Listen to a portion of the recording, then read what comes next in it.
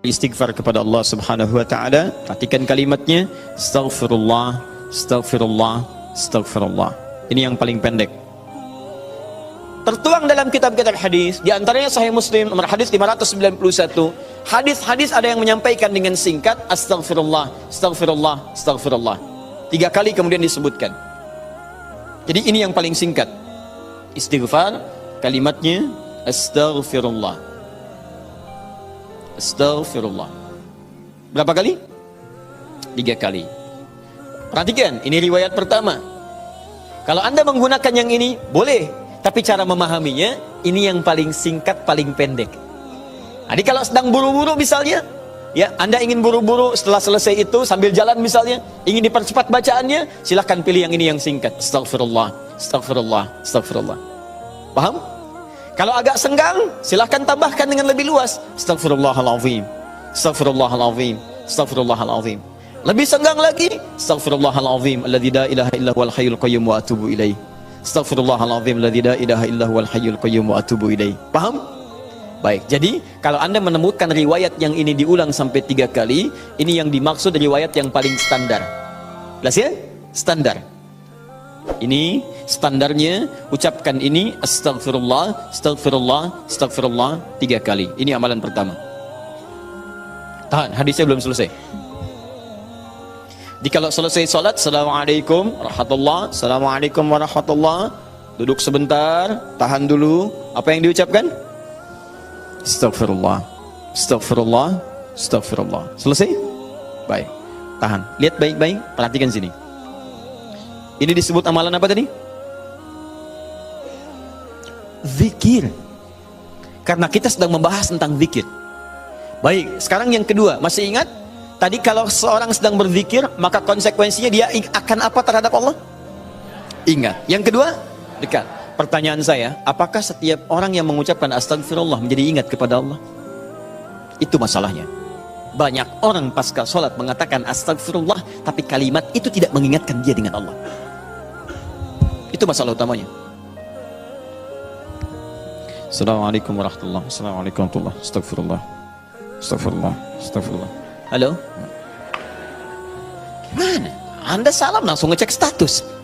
Lisan Anda astagfirullah, tapi tangan Anda megang handphone. Pikiran Anda melihat status. Sebagian orang bahkan merespon urusan dunia. Bagaimana istighfar bisa berkorelasi dengan itu semua? Itu masalah utamanya. Jadi semua kalimat ini ketika diucapkan, bingkainya adalah zikir. Mampukah Anda mengucapkan istighfar ini yang langsung mengingatkan Anda dengan Allah Subhanahu wa ta'ala? Ini poin besarnya. Nah, tahan. Saya berikan rahasia besar dulu di sini. Kenapa Anda mesti mengucapkan kalimat ini? Buka Al-Quran surah ke-71. Surah apa itu? Surah apa? Nuh. Bukan Al-Ma'arij. Al-Ma'arij 70. Ayat 10. Kalau mau dari ayat 9-nya sampai dengan 13. Kemudian saya kotaki ayat 10-nya. Nih, 10-nya saya kotaki di sini. Ini yang pentingnya. Awas, awas. Nabi Nuh alaihissalam berdakwah kepada umatnya. Berapa tahun? 950 tahun. Masya Allah, 950 tahun berdakwah kepada umatnya. Bahkan dakwanya terang-terangan, juga sembunyi-sembunyi, pelan dan silent. Ya, ada yang silent, ada yang terang-terangan, kencang. Ayat 9-nya, "Tsumma a'lantu lahum wa asrartu lahum israra." Aku berdakwah kepada mereka kadang terang-terangan, dengan kencang, sampaikan dengan terang. Tapi kadang juga aku sampaikan dengan pelan, dengan silent. Ada orang-orang yang memang secara pelan aku sampaikan halus, sesuai dengan tipikalnya. Ada yang langsung aku sampaikan keterangannya dengan seterang-terangnya.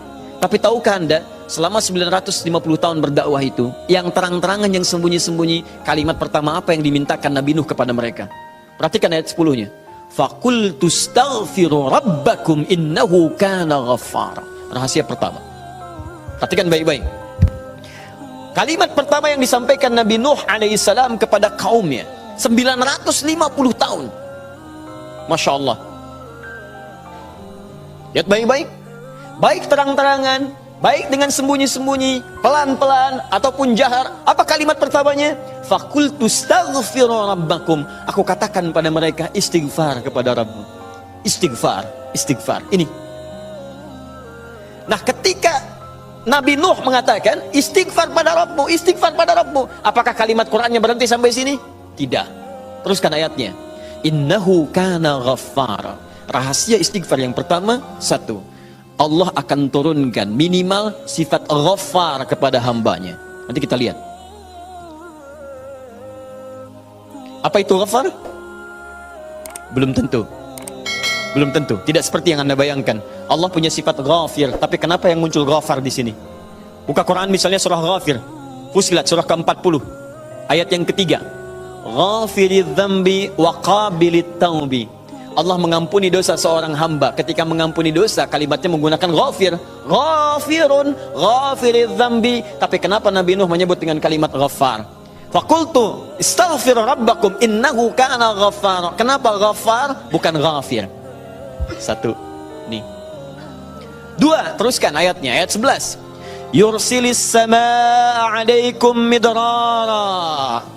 Dua, orang yang sering istighfar, maka Allah akan turunkan keberkahan lewat curah hujan yang lebat.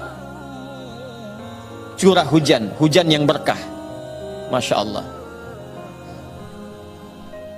Ada hujan membawa berkah, ada hujan membawa? Bukan. Bukan, hujan tidak pernah menginginkan banjir. Hujan itu hanya membawa air. Baik, yang bikin banjir itu Anda yang tidak bisa mengatur airnya. Itu persoalannya. Jalur air dibuat bangunan. Air itu kan sederhana, dia hanya mencari tempatnya, dia meresap sesuai dengan tempatnya. Cuman Anda tidak menempatkan air sesuai dengan tempatnya. Itu masalahnya. Tapi ini beda. Ketika turun, airnya membawa keberkahan dalam kehidupan. Itu lain. Itu lain. Nanti saya berikan rahasia setelah ini. 3. Teruskan. Wa yumdidkum bi amwalin wa banina. Masya Allah. Ya istighfar, istighfar, istighfar. Ketika kamu istighfarnya benar kepada Allah, wa yumdidkum bi amwalin, maka Allah akan melimpah ruahkan harta benda Anda. Meluaskan harta. Banyak. Amwal bukan mal. Wa banina, bahkan keturunan. Teruskan. 1, 2, 3, 4 keturunan. Allahu Akbar. Lihat faedah istighfar. 5. Wa yaj'al lakum jannatin. Dan Allah akan limpahkan kepadamu kebun-kebun yang indah. Awas jangan dilihat kebunnya. Karena kalau Anda lihat orang-orang Arab pada saat itu, mereka emas sudah banyak, Bu. Emas banyak, walaupun masih banyak di Indonesia. Ada Mas Asep, Mas Johar, Mas Sodia. Ya, tapi wujudnya beda, ya, wujudnya beda. Di sana emas banyak, perak banyak, bangunan megah. Tapi yang mereka belum dapatkan itu adalah kenikmatan pemandangan yang elok. Kebun-kebun, ya, isinya ada anggur, bawahnya kemudian ada sungai-sungai. Karena itu orang yang paling kaya di masa-masa dulu di kalangan-kalangan Arab adalah orang yang memiliki kebun-kebun yang indah. Kalau cuma emas yang lain punya. Abu Jahal tuh nggak bangga dengan emasnya. Ya, Abu Lahab tidak bangga dengan emasnya. Apa yang mereka banggakan adalah kedudukan dalam kehidupan dan harta-harta yang seperti yang digambarkan. Tapi semua itu tidak mampu menjadikan mereka sebagai hamba di hadapan Allah Subhanahu wa taala. Poin yang paling besar, kalau disebutkan jannat dalam arti kebun-kebun dalam urusan dunia, itu maksudnya kenyamanan hidup. 5. Kenyamanan atau kemapanan hidup.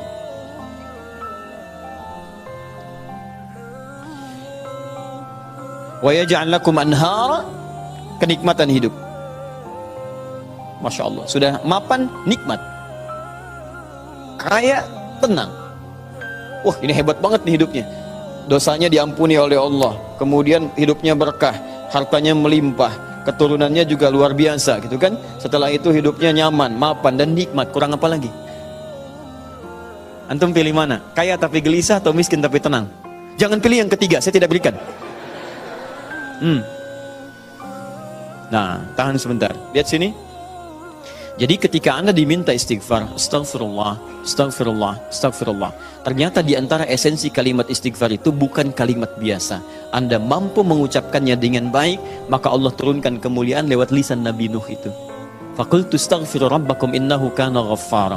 yursilis samaa 'alaikum midrara wa yumditkum bi amwalin wa banina wa yaj'al lakum jannatin wa yaj'al lakum anhara. 6 kemuliaan bagi orang yang sangat senang beristighfar kepada Allah Subhanahu wa taala. Tapi ini masih urusan dunia. Akhiratnya belum selesai. Pilih mana? Miskin masuk surga atau kaya masuk neraka? Miskin masuk surga. Kasihan. Kenapa tidak kaya masuk surga? Ya itu pilihan dari saya, ya. Ini pilihan dari Al-Quran. Saya kan tidak mengatakan jangan pilih yang ketiga. Itu yang pertama tadi, ya. Lihat sini. Ini jaminan kehidupan dunianya, mana akhiratnya. Ya Allah, kalau cuma dikasih dunia saya tidak mau. Jangan-jangan saya dunianya bahagia, akhiratnya nestapa. Maka adakah faidah dari istighfar atau kehidupan akhirat saya? Kamu mau minta surga yang mana? Orang-orang surga biasa, saya berikan pada pelaku istighfar surga seluas langit dan bumi. Quran surah ketiga ayat 133. Ayat 133, paling kanan sebelah atas. Lihat, di sini hidupnya lapang, di sini surganya seluas lapangan. Lapangannya apa? Bukan lapangan dunia. Perhatikan lapangan akhirat. Wasari'u ila maghfirah. Bergegaslah anda untuk memohon ampunan Allah. Maghfirah, turunan kata dari istighfar, minta ampun. Bukankah istighfar minta ampun? Ayo cepat, bergegas, rajin, cepat. Orang yang rajin istighfar, cepat istighfar. Lihat, wa jannatin arduhas samawati wal ard. Maka kami akan sediakan harapan baginya, menyediakan tempat kembalinya surga seluas langit dan bumi. Dan digolongkan ahli istighfar sebagai orang-orang yang takwa. Uiddat lil muttaqin, kami siapkan untuk orang takwa. Siapa orang takwa dimaksud? Awal ayatnya wasari'u ila maghfirah. Surga seluas langit dan bumi. Masya Allah. Silakan kalau mau kopro, berhenti di mana tuh? Ya.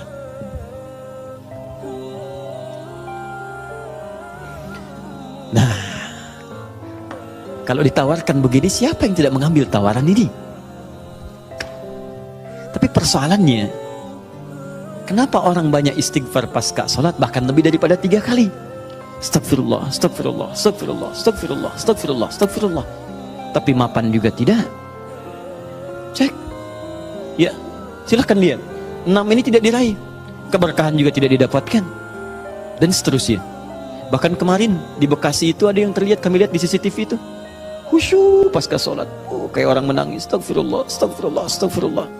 Sudah tenang, lihat kanan kiri itu, tas orang dirogok begini. Kok bisa tuh? Astagfirullah lagi ibu juga. Ya?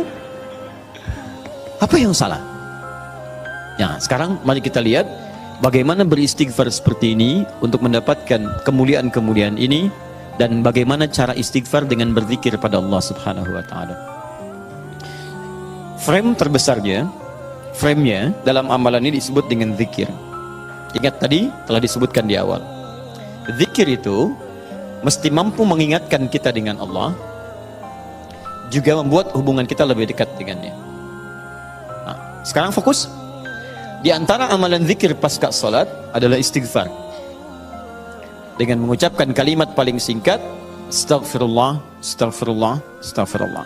Sekarang kita bedah dulu isi kalimatnya. Ini Astaghfirullah. Dalam ilmu saraf, kalimat Astaghfirullah ini dibagi ke dalam 3 bagian. 1, ada awalan menggunakan kata ista begini. Kemudian ditambah dengan akar kata ghafara. Kemudian ditambah terakhir objek harapannya kepada Allah Subhanahu wa taala. Sekarang fokus baik-baik. Ista dalam ilmu saraf itu fungsinya untuk menunjukkan salah satunya, menunjukkan pada permohonan, meminta sesuatu. Ghafara, ampunan, meminta ampunan menggunakan istaghfara. Istaghfara itu kata kerjanya, istighfar keadaannya, kata benda atau sifatnya. Jadi kalau ini menunjukkan permintaan atau permohonan, kemudian apa yang diminta? Ghafara, ampunan dari Allah Subhanahu wa taala. Tapi persoalannya dalam bahasa syariat tidak pernah ada kalimat ghafara, yaitu ampunan, kecuali disandingkan atau dilawankan kepada dosa. Ini poinnya. Jadi kalau Anda minta ampunan, Anda harus merasakan apa yang mau diampuni. Dia orang itu mustahil minta ampun kalau tidak ada yang mau diampuni. Paham?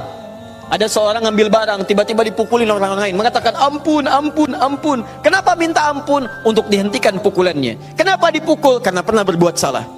Bahasa singkatnya, jika Anda memohon ghufran kepada Allah, ampunan kepada Allah, itu artinya Anda telah berbuat kesalahan atau dosa dalam kehidupan. Jelas? Dosa dalam bahasa Arab disebut dengan dzambun namanya. Dzambun. Kalau dia banyak disebut dengan dzunubun. Dzunubun. Dzunub. Kalau dosanya satu ini, satu saja, dzambun, maka Allah menurunkan sifat untuk mengampuni satu dosa ini. Anda sebut namanya, minta kepada Allah, maka berpeluang mendapatkan ampunan dari Allah. Apa namanya? Ghafir. Sifat Allah yang mengampuni satu dosa. Ghafir. Turun Quran surah Ghafir, ya, surah ke-40 itu. Ayat ketiganya, Ghafiridz dzambi. Kata ghafir dipasangkan dengan dzambun. Ghafiridz dzambi wa qabilit taubi. Ketika Anda ingin minta ampun kepada Allah satu dosa, berbuat dosa, astaghfirullah ya Allah, ampuni saya Allah. Allah turunkan sifatnya ghafir, saya ampuni kamu, saya terima taubatmu. Paham? Tapi ketika dosa Anda berlipat, banyak dosa, mata berdosa, telinga berdosa, lisan berdosa, sampai ke kaki berdosa, maka bukan dzambun namanya, tapi dzunubun. Sifat Allah yang mengampuni aneka dosa dan tidak membiarkan hambanya larut dalam dosa, maka turunlah kemudian yang kedua disebut dengan Ghaffar namanya. Ghaffarun. Maka istighfar ketika Anda mohonkan kepada Allah, dahsyatnya bukan menurunkan sifat yang pertama Ghafir, tapi menurunkan sifat yang kedua Ghaffarun. Pertanyaan saya, siapa yang dosanya cuma satu sampai hari ini? Boleh angkat tangan? Ayo, saya pulang. Anda lebih layak kalau cuma satu dosa, lebih layak memberikan tausiah dibanding Adi Hidayat yang banyak dosa. Siapa yang sampai hari ini banyak dosanya? Tidak perlu angkat tangan, saya tahu. Baik. Nah, karena kita merasa banyak dosa, kita merasa banyak berbuat kesalahan, maka bagaimana mungkin kesalahan itu bisa mengantarkan pada cita-cita yang kita harapkan? Baik, saya tanya kepada Anda semua. Misal, mohon maaf teman-teman sekalian, berkah itu terkait erat dengan kemuliaan, mulia, taat. Tidak akan bersanding dengan maksiat. Karena maksiat itu diantara cara memutus pintu rizki dalam hal yang berkah itu maksiat. Jadi kalau seseorang itu berbuat maksiat, keberkahan pada rizki tidak akan datang. Nah sekarang coba cek, mungkin rizki itu belum datang ke tempat Anda, ke rumah Anda, di kehidupan keluarga Anda. Bukan Anda kurang usaha, tapi Anda kurang mampu membebaskan diri dari maksiat dalam kehidupan. Ini poinnya. Maka dari itu ketika Anda istighfar astagfirullah, jangan cuma kosong di lisan. Kalau cuma seperti itu, balita yang umur usia 5 tahun misalnya, 5 tahun, balita 5 tahun ajarin istighfar juga. Padahal dia belum mendapatkan hisab. Anak usia 5 tahun belum balik, ajarin istighfar. Pas pada sholat, astagfirullah. Apa yang mau diampuni? Dosanya nggak dicatat. Ya, orang yang kurang akalnya misalnya, terganggu akalnya, itu bisa istighfar juga sambil ketawain Anda malah. Astagfirullah. Loh. Tapi apa beda istighfar dia dengan Anda? Karena ketika dia istighfar nggak berpengaruh pada dirinya, karena diangkat penanya. Rufi'al qalam an thalathatin. Rufi'al qalam an thalathatin. Di antaranya anil majnuni hatta yufiqa. Dari orang terganggu syaraf sampai sadar lagi. Nah, kita yang sadar ini saat ini, maka ketika Anda mengucapkan kalimat astagfirullah, kata para ulama, sambil diingat, itu Anda berbuat dosa apa sampai mengucapkan ini? Sampai minta ampun kepada Allah. Dosa apa yang diperbuat? Maka kalau ingin latihan, coba urutkan dosa dari ujung kepala sampai ujung kaki. Salat yang pertama subuh misalnya, ya jangan terlalu banyak dulu untuk dosa mata misalnya, astagfirullah. Ingat-ingat mata salah apa.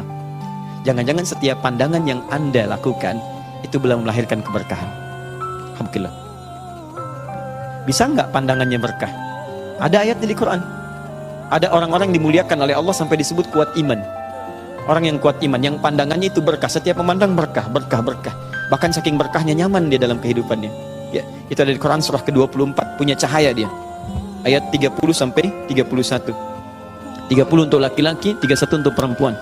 Wa qul lil mu'minina yaghuddu min absarihim. Katakan pada perempuan laki-laki beriman, setiap lelaki beriman, perhatikan, palingkan pandangannya dari yang tidak baik. Jadi kalau orang zikirnya benar, itu dia akan berpaling dari yang tidak baik. Otomatis Pak, Bu, otomatis. Bahkan yang mirip-mirip pun dengan apa yang ia punya, belum tentu kemudian ia pandang dengan berlama-lama. Jadi teman-teman sekalian, itu pandangan. Coba berapa kali dalam sehari memandang yang tidak benar? TV, handphone, gambar-gambar, itu kan? Dan seterusnya, baru keluar, memandang dengan cara yang tidak layak. Sama perempuan juga begitu. Bukan kayak 31 untuk perempuan. Wa qul lil mu'minati yaghdudna min absarihinna. Katakan pada perempuan-perempuan yang beriman. Awas, hati-hati, perempuan-perempuan yang beriman. Artinya kalau pandangan nggak dijaga, menunjukkan imannya lemah. Ya, berapa kali ibu banyak memandang hal-hal yang tidak benar? Ya, berapa kali pandangannya melahirkan nafsu? Pandangan di mall dibawa sampai ke rumah. Nah, jadi ketika Anda istighfar, sambil diingat dosanya. Astagfirullah, astagfirullah, mata. Terus masuk ke lisan, astagfirullah ya Allah. Mungkin dengan lisan ini, maaf orang tua saya pernah menangis. Dengan lisan ini, pasangan saya pernah bersedih. Dengan lisan ini, tetangga saya pernah kabur dari saya. Dengan lisan ini anak saya pernah menjerit. Dengan lisan ini, ya Allah, barangkali itu yang menghambat keberkahan dalam kehidupan saya. Astagfirullah, astagfirullah, astagfirullah. Setelah itu dosa Anda, setelah tuntas sampai dengan ujung kaki, dosa Anda pada orang tua. Suami kepada istri, istri kepada suami. Bagaimana kadang-kadang tidak baik dalam kehidupan rumah tangga, kepada anak-anak, kepada tetangga. Barangkali, mohon maaf, hal-hal itu yang menghambat pintu kemuliaan dalam bahkan urusan dunia ini yang belum turun. Nah, kalau sudah semua sekat dibuka, semua akan turun. Masih ingat tadi? Lihat di Quran surah 3 ayat 133. Teman-teman masih ingat tidak? Surga yang ahli istighfar ini disediakan untuk orang apa? Takwa kan? Jadi kalimat takwa ketika disebutkan di ayat ini, uiddat lil muttaqin, disediakan bagi orang takwa. Bukankah dimulai awal dengan istighfar? Sekarang saya tunjukkan kepada Anda, kita buat persamaan. Lihat sini, kita buat persamaan. Istighfar adalah sama dengan amalan ahli takwa. Takwa bisa mengantarkan ke surga. Tapi Anda jangan lupakan bahwa takwa pun membuka semua pintu keberkahan urusan dunia dari langit dan bumi. Takwa persamaannya berkah langit dan bumi. Dari mana mendapatkan persamaan ini? Di Quran surah ke-7, teman-teman sekalian, ayat 96. Walau anna ahlal qura amanu wattaqau la fatahna 'alaihim barakatin minas sama'i wal ardh. Kalaulah kemudian ada orang-orang beriman, ahli takwa, bertakwa kepada Allah, bahkan satu komplek bertakwa, satu kampung bertakwa, kami buka semua pintu keberkahan di langit dan di bumi. Semua pintu keberkahan. Jadi kalau Allah sudah buka, dari manapun dan dimanapun Anda beraktivitas, akan mudah dan nyaman Anda beraktivitas. Di rumah pintu berkah dibuka, nyaman. Di kantor dibuka, nyaman. Di kehidupan sosial dibuka, nyaman. Jadi kalau orang rajin istighfar, astagfirullah, astagfirullah, astagfirullah, maka Masya Allah, dahsyat sekali hasilnya.